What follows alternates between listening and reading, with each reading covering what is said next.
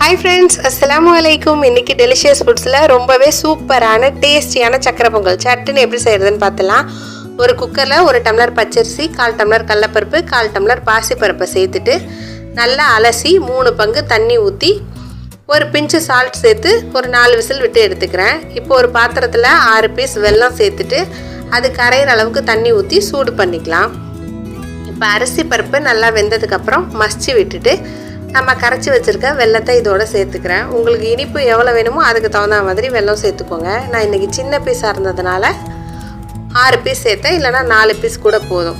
இதை நல்லா மிக்ஸ் பண்ணிக்கிட்டு ஒரு 3 ஏலக்காய் பொடிச்சு இதோட சேர்த்துட்டு ஒரு கடாய் வச்சு நெய் ஊற்றி ஒரு துண்டு தேங்காய் குட்டி குட்டியாக கட் பண்ணி வச்சுருக்கேன். அதுவும் முந்திரி திராட்சைலாம் நம்ம வறுத்து செஞ்சு வச்சுருக்க சக்கரை பொங்கலோட மிக்ஸ் பண்ணால் சூப்பரான சக்கரை பொங்கல் ரெடி ஆயிரும். பிடிச்சிருந்தால் லைக் பண்ணுங்கள், ஷேர் பண்ணுங்கள், சப்ஸ்கிரைப் பண்ணி கொஞ்சம் சப்போர்ட் பண்ணுங்கள். தேங்க்ஸ் ஃபார் வாட்சிங். அஸ்ஸலாம்.